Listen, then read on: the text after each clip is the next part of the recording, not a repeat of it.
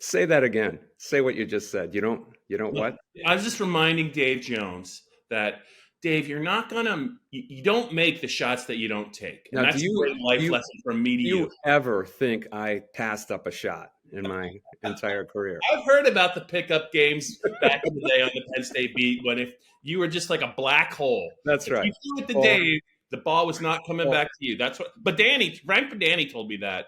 He said you were egregious and you were like James Harden. I'll just say it. I didn't have any face-up game like James Harden. I just caught and shot. I was more like Steve Kerr. That's what I Okay. was like. Minus the high What percentage. were you like? Yeah, that's who I was. I was catch and shoot. I had absolutely no ground game whatsoever. None. Speaking of no ground, Speaking no, of James Harden, 0-6 since they obtained him. Did you see that? The Clippers I did see that. started 3-1, now No. 0-6. You're, Anyway, you you're mentioned them. secretly following this very closely and just hoping they Not, go 0-78. not secretly. Dave, I don't know if you're aware of this, but Penn State is in the market for a new offensive coordinator, and maybe one of the least surprising, I think, decisions James Franklin has made.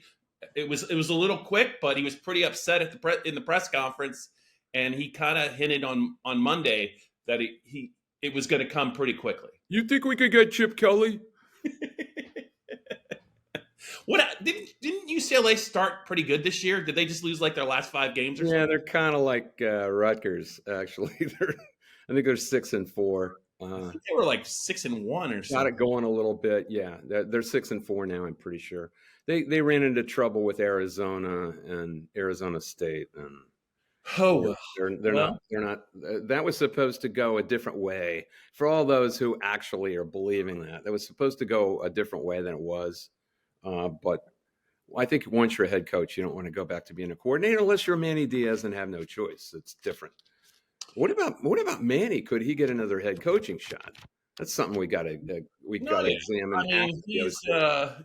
he can't do much better than he's done at Penn State. So, Yeah, I mean he's well, if got he to doesn't be a get a head coaching commodity. job, he's going to get paid a lot more by somebody else probably to coordinate their defense. Yeah, yeah. Anyway, did this remind you of all of John Donovan? Kind of, you saw it coming at least after he threw him under the bus in the post game, right? I just didn't expect it to be the next day. Did you? No, I did not. It's. I think he's always kind of done it. He's always kind of waited till the season, Impulse. or at least the regular season has subsided. But I don't know. The fans were not happy after the game. James knew it. I don't know if that expedited things, but he. He made the right decision. I know that, but I You just sent me a text right after it happened, and yeah. what did you say to me? You remember? Because I thought it was very, very. It was perceptive, and I hadn't thought of that. You remember what you said? No, go ahead. You said, I don't think James liked the way he was treated on Oh yeah, he Saturday. definitely didn't. Yeah. It was From from the I heard fans. that pretty nasty. The Yes. fans got pretty nasty. I guess Joe and Johnny saw it out on the field. I Yeah. was heading to the Michigan press box, so I did not see it. Or Yeah. the post game. Yeah. I just think it was. Look, it was to lose the way that they did, and the way that Michigan did it to them without their head coach. All of it just kind of it was. They're all multipliers, Dave. They look bad, and this was a team. This is a talented team, and it's going to it will bear out in future drafts, and it's just. They're They really, had to beat one of those two teams. Ohio really, State really good defense, and that's the sad thing because they wasted it. wasted Wasted. probably the best defense Yeah, that we've seen here since '05. Would you say? correct. I Yeah. would say that, and and just to not really even. I don't know. There were times where I thought they weren't even competitive on offense. They weren't at Ohio State. They had a couple of moments, Dave, in against Michigan, but that first and goal from the 3 when they settled for the field goal, that was bad. Aller lost that fumble when it was still a game, but Michigan just decided we're just going to run the ball. We got enough. We're good. We're going to run the Well, ball. We're going to they beat they you. they decided that because they saw no threat There was no threat. Yeah. in the Penn State offense, and there was no threat in the Penn State offense because they really didn't use the leverage they had. They did have some leverage with the running game. The running game worked, 164 yards. It You would did. have taken that before the game, would you Absolutely. not? They Absolutely. had leverage with the running game, and they never went down the field. Now we know they don't have a lot of downfield threats, but you've got to do play fakes on like the second one. Just I was like, what? Oh, that was, I think right then James might have said, you know what? He's gone. Get him out. That hitch Yeah, to Malik Mega. because that's a perfect situation to get the ball down the field. The playbook's open. You can use play action because God knows everyone thinks you're just going to move the sticks, get the first down. And yet they don't even throw beyond the sticks. They throw behind the sticks. What are you doing? What are you doing? With a You've guy got a they haven't limited thrown to number all of year. opportunities to use play action Yeah. and get down the field to help your guys Yeah. with a vertical game, and that was one of them. Yeah. And you just wasted on that. I did They not. actually punted on that possession, I think, after getting 9 yards on first down. Yeah. So that and the whole thing was just a crap show, and for all sorts of different reasons. The they played, and the game was coached like they were desperate again. They act desperate. Even if you know your offense is crap, you have to act with belief. What's a line from The Verdict? That great Paul line Newman. that Paul Newman said, act as if ye had faith, and faith will be given to you. So that is the way a lot of people work in jobs. They fake it until they make it. You have to act as if your offense has some capability. And I think it did. Tyler Warren and Theo Johnson are good tight ends. They're not great tight ends, but they were useful down the field in between the hashes on plays like that. And they did get it to Johnson once on a play like that. Right. Do it some more. You're not just getting a good downfield play if it works, and there's no guarantee it would have, but you're threatening it. You're bringing the safeties up to show them, because you're showing them we're willing to do this. They never threatened because they never were willing to do anything. They're just so timid in these two games, and I think that's what drives people crazy the most. Not that they lost, but they lost like this. We might make a mistake, and they've got Allard playing that way now. Yeah, it was a dark day for Penn State offense, for Penn State coaching. They had the crowd ready to go. I mean, they were certainly a factor, and all of it just didn't matter. I think Michigan saw through it, either going into the game or they knew very, very early in the game that if they just didn't do anything to mess it up, eventually they were going to win. They also saw that the pass rush was going to be a real problem with McCarthy. Yeah. And that was another reason. Correct. We're not going to let we're not going to do something reckless that lets this defense get a pick six or a scoop and score or something like that. So there's another reason that actually Sharon Moore, a first-time acting head coach, outcoached James Franklin. He actually adjusted. He made the only adjustment of the game, which was that we're just going to run 32 straight times, not counting the pass they threw that was a DPI, which was a gift, which was not a DPI, but they gave it to him. That was a pass that was thrown, and people keep not mentioning that, but it wasn't really 32 straight runs. But that doesn't count in the stats, so it doesn't look like a pass. Anyway, a bigger picture question now, because I think that was a threshold game. Do you agree? For James Franklin?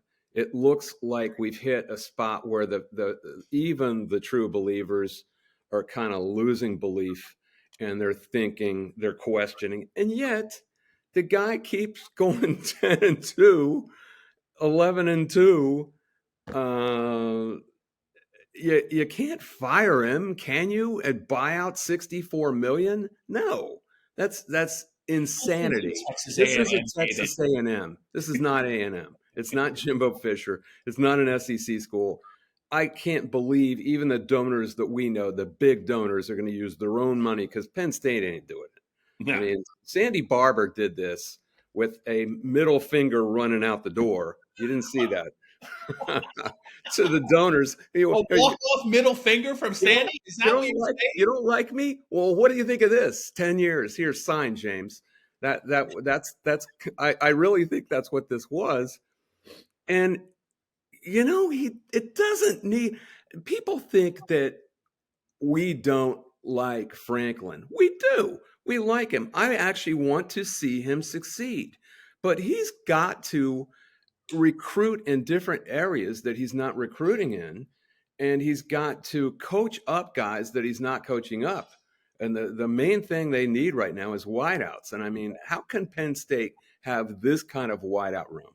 It just, I mean, tell people what you see, because you're famous for watching 22 guys and having vision that watches the coach's clip more than the ball all the time. What do you see down Well, there? I mean, I think if you're a loyal Penn State fan and you go to the games, it's a different view from TV. The wideouts cannot get open. I mean, it is astoundingly bad. This is by far the worst wide receiver group that they've had. I compared it to 03. When they had Maserati Mo Humphreys. But Dave, I was thinking, this team from top to bottom is still his most talented team. And Yeah. but when I think of the Penn State teams that James has had that have really struck fear into every team they've played on the schedule, it's been the teams where they've had dynamic skill players. And I'm not just talking about running backs. It's Chris Godwin. It's Gesicki as a threat. When they had even Jahan Dotson still scared the crap out of people. KJ Hamler on that 19 team and the 18 team that took that short pass against Ohio State and turned it into a 93-yard touchdown. If he doesn't get hurt, they still might win that game. Yeah, that's when they've been their most dangerous. And I know the country is not chock full of elite wideouts, but it's almost become, as you watch this team, as important it is as it is to have a guy with a cannon like Drew. If you don't have anybody open, it does not matter. It does not matter, and you're not going to win. I am wondering if people also, this is something else I hear, because everyone's speculating about OCs. Well, we could get Moorhead back. He'd make twice as much as which is true. He'd make twice as much coming back to be OC again. But A, I don't think you can go home again. B, he's not going to be any more successful than Yurcich if he has these players and not think of what he had. I mean, he had the perfect personnel for him to just keep winging it deep. Hey, Chris, go get it.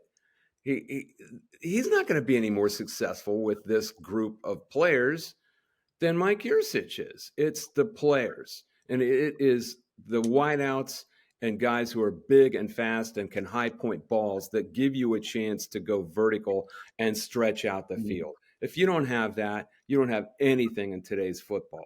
Then you're Rutgers. And we haven't even talked about Rutgers because I'm not sure anyone wants to talk about Rutgers. But I watched Rutgers. Rutgers has a lot of good players, but their quarterback and their passing game are just an awful problem, and they can't score. You have to have that, or you got nothing. Yeah, you really do. Dave, the other thing, this is going to sound a little bit weird, but for Joe Moorhead and the RPO system that he runs, when you're just talking about fits, what you really need is a dual threat. You need a dual, like, guy that the defense is going to be like, hey, this guy, he might keep it 12 times and run for 75 yards and pick up some third downs. I think that I'm sure Joe could make it work with a kid like Drew with Drew. But really, when you think about those offenses he had at Penn State, you got to. I mean, it's like it's a little like, well, could it have worked with Hackenberg? I'm not sure it would have, but no. I think that Trace was a great fit for his offense. Yes. Not only that, and they have Bo Prabula. That's where I'm going with that. Oh, I see what you mean. That's where I'm going with that. Yeah. You know what I mean? It could get a little weird. You still got to have the wideouts, man. I know you do. You also enhance the ability of the wideouts if you're worried about the quarterback. I suppose. But God bless Maybe him. not these wideouts. Drew Aller did run 11 yards for a He touchdown did. and did. He But it always scared me about this team that he just isn't mobile. And I talked about that yeah. all preseason. He can't really give you a threat that way. And they didn't want to hurt him with Prabula or Trace McSorley. More McSorley, you knew he was going to elude a big hit. He was just slippery, and he didn't get hit hard except for the Wisconsin game. I think he really got sandwiched and really racked up. But he was sturdy for a little guy too. There were a lot of advantages in that offense over this one, a ton. But they didn't have as good an offensive line as this team. It wasn't a bad offensive line. And McSorley and Barkley and all those receivers, including Gesicki, masked it. They were allowed to do things that really didn't involve the offensive line. That so many times Barkley would have to make his first move laterally just to get out of a free rusher coming in 5 yards behind the line of scrimmage, or McSorley would duck in between the pressure that would have gotten Drew Aller or Christian Hackenberger, any number of other Penn State quarterbacks. Now, was McSorley perfect? No. I mean, his 2018 season wasn't all that great when Barkley was gone, and his receivers beat up. Yeah, he got the crap beat out of him a little bit.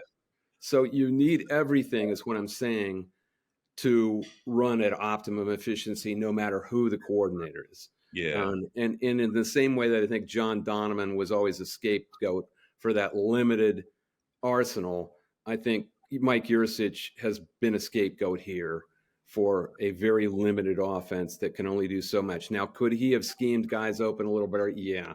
Could he have called plays better? A lot better. Yeah. But in the end, this is a limited offense that could only do so much. They have to recruit better wideouts. I mean, there's a kid at Maryland, Caden Prather, they really wanted, who would absolutely be their number one receiver. But and that's what Stubblefield was blamed for, not recruiting him. But Stubblefield maintains that the NIL wasn't in place and he couldn't. And I don't know who's telling the truth, but the fact is they didn't get it done. So there is a problem with getting players that they need on the edges, and they just don't have them because they can't go downfield. Yeah. The new OCs are gonna. I mean, the wideout picture's got to change, and the new OC has got to be a very. I mean, you could make the argument that any OC would be, but it's got to be the right OC for Drew Aller. I mean, he's the guy, right? It's going to be him. It's great that they have Bo, but he's got to be maximized. And even though Mike recruited him and they had a great relationship, did Mike maximize Drew? I didn't really necessarily see that. I thought there were a lot of wasted play calls. James talked about it a bunch of times. A young quarterback, he wanted his young quarterback to start the game with confidence, with some easy throws. And there were a lot of times that Mike did not call the game that way, and there were not easy throws. I know Michigan's got a good defense, but James pretty much said that he suggested it over and over and over again. And whatever he suggested, I think Mike just called the game the way he wanted to. And if you're going to do that, you better win. If you don't win, there's the door. Mike spent a lot of time in the Big 12. Yeah. Texas, Oklahoma State. Those are different defenses, man. I mean, you can do a lot of whatever you want. Yes. And the attitude down there is, okay, you've scored, now we'll score. Now you score, now we'll score. It's 7-on-7. I don't think it's good to be an OC in that other than his 1 year at Ohio State, which was 1 year, I don't think he's encountered this kind of defense. Plus Ryan Day was calling the plays. Yeah. It's really not on his plate. Yes. But he wasn't even used to seeing it other than that year. So there's that too. I wouldn't be surprised to see him go back to the Big 12. Yeah. Hey, Dave, I just wanted to touch on it because it got a lot of attention, and rightly so. If you want to go back to Michigan and just doing what they wanted to do you think at some point in the back of their brains they said, well, if we could just get up 9 if we could just get them to like 24-15, maybe he'll go for 2, not get it, and we don't even have to play the final 2 You're minutes. trying to get me going, aren't you? I am trying to get you going because I think that's what the fans want to hear about. They want to hear about the exchange, how fired up fired up you were in the press box, and it was going to be. I'm gonna reiterate this. Yeah. I like James Franklin. I think he's a really bright guy in a lot of ways. He just has a problem. Everyone has certain kinds of intelligence. I don't think he's an analytical guy, and yet he's trusting analytics that are one size fits all stuff that someone handed him, I think. I mean, there's a video that I've been getting scattered blowback on Twitter, especially from gambling analytics guys and their followers who are all like 22 with handles like Trevor MH, and they have no name. And they actually believe that this mandate that, oh yeah, that's actually I'm sure they all have read all of Malcolm Gladwell's books too, because he's contrarian. Now, actually, it's 52% more likely that the 2-pointer is more beneficial when you're down 9. No, somebody at ESPN did this video in this rationalization for that approach. But it really doesn't address time left on the clock. It kind of mocks the idea that you keep hope alive by just getting it within one possession. And it actually says it's not your job to make the fans feel comfortable. You know, you want to do the right thing it never really deals with time left. And the other rationale is that you want to go for 2 early enough so that you know whether you need 1 possession or 2 possessions to get back in the game. If it's a minute 59 left, how many possessions are there going to? You don't have time for 2 possessions. It's like arguing with moon landing deniers. They just don't. They're caught on their little factoids and their data, and they can't reason. There are no more opportunities. This is it. You've got 1 chance to get within 1 score, and then you got to make a stop.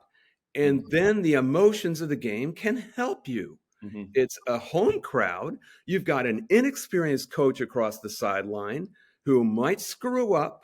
He hadn't so far, but he might. And I know you don't really agree with this, but I think he was sphinctered up as much as he was I think reasonably conservative. And he was reasonably conservative, and he made the right call. Yes. But I think he was very happy being retentive and not screwing up, not wanting to screw up. He would have tightened up a little more. You turn the screws, you stay in the game, and if your guys can make a stop on what was almost certainly 3 running plays, you get the ball back. And what is there? You had 2 timeouts, so there were 45 seconds. You get the a little over a minute. You get the ball back. The crowd is all of a sudden, the people who stayed are in it. And all of a sudden, your guys start to believe maybe we can pull this off. They get better. That's the point. There are emotions in football. Football is so much about emotions. And if it was run by these little analytic geeks who go, actually 53%, no, that's not who you should be listening to in this situation, because each situation is individual. And that's what you had to do. And if you do score and get it to 2, all of a sudden your crappy offense is exponentially more likely to get a 2-pointer to tie the game. Do you agree? If the whole crowd, I mean, you've all of a sudden gotten them a little bit of confidence where they had none before. Yeah. So every single factor in this decision favored going for 1 and getting it to 8 points. And I am not going to argue with it about anymore with these Twitter geeks, because they're geeks and they don't understand. They don't understand any of this. All they can do is read their data. Their data. The other thing the analytics guys never understood is they couldn't fathom what a dumb 2-point play call was going to unfold. It looked like the start of a Benny Hill skit when they had 17 offensive linemen on the left and Drew Allen by himself. Like, what was that? Like, you're never going to score on that play. I went back and looked at it. I actually thought Theo Johnson was open early. Aller missed him. Good call, coach. Get out. Someone should do that with like fast speed and yeah, like the black and white. So, are we going to talk about Rutgers at all? I guess we I would have love to to. talk about Rutgers. Yeah.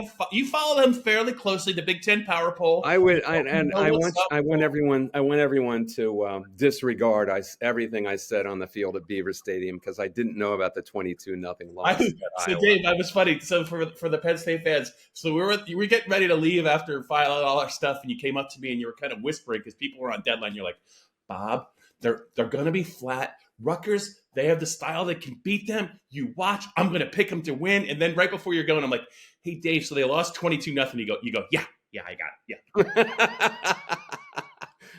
You told me they were leading 6-0. No, I said it was 6-0. Yeah, I did see it. I did. I actually was trying. I was trying to lure you into a trap. Well, I think it was 3-0 when we went on to do the video, and this team is. You think Penn State's offense is dysfunctional? This is like Brian Ferentz level, and by the way, Brian Ferentz offense went for 403 yards against Rutgers, and this is really bad. Their problem is like threefold, but their problem is not their running back, Kyle Monangai, who has really carried the entire offense, but he was questionable going into the Iowa game. Now he was hurt again in the Iowa game, and the kid's a warrior. I mean, he's going to run for 1,000 yards if he comes back and plays. Yeah. My contacts at Rutgers think he's going to play. Just not 100%. He's not 100%. He can't do the things he usually does. And against this Penn State front, it's probably fronts like this have stopped him. Michigan really handled him, and it's very sad because he's a hell of a back. He reminds you a little bit of Isaiah Pacheco and how hard he runs. Yeah. But even harder, really. He's a terrific overall player. Really blocks really well. Just a terrific back, and I hope he's not hurt too much. But the fact is that without Kyle Monangai, this offense has nothing. They've got no receivers. Their quarterback, Gavin Wimsatt, is just untenable at this point. Rutgers fans have just had enough. They're saying why. And he was ostensibly a 4-star recruit, but you never really saw that. His passing is just so inaccurate. It's like a drunk guy in Tennessee firing a shotgun. You don't know where it's going to go. It's all over the place. And there's times when he's not even under Tennesseans. Okay. There's times when he's not even under pressure, where he just airmails throws, and there's no rhyme or reason to it. He's not an accurate passer, and I don't know how they're going to score. So no, I'm not picking Rutgers. The line is 20.5, I believe. That sounds Rutgers accurate. has scored a total of 49 points against Penn State in 9 Big Ten games total. Yeah, Wimsatt is the problem. They need a transfer quarterback real bad, and Greg's got to get that done at some point because they've got a lot of ingredients. They got a resolute defense. They have had. I think they've got problems on defense too. Max Melton's been a very good player for them. Yeah. I think it was Robert Lagerbeam. He got hurt. Yeah. He got hurt at the end of the game and limped off and never returned in the third quarter. So they even got trouble on defense. I guess you could make a case that if they get a defensive TD somehow and maybe get a special teams TD and hope Wimsatt has no interceptions, which he almost always throws a pick six. He very nearly did it against Iowa. They ran it back to like the 6, set up the last touchdown.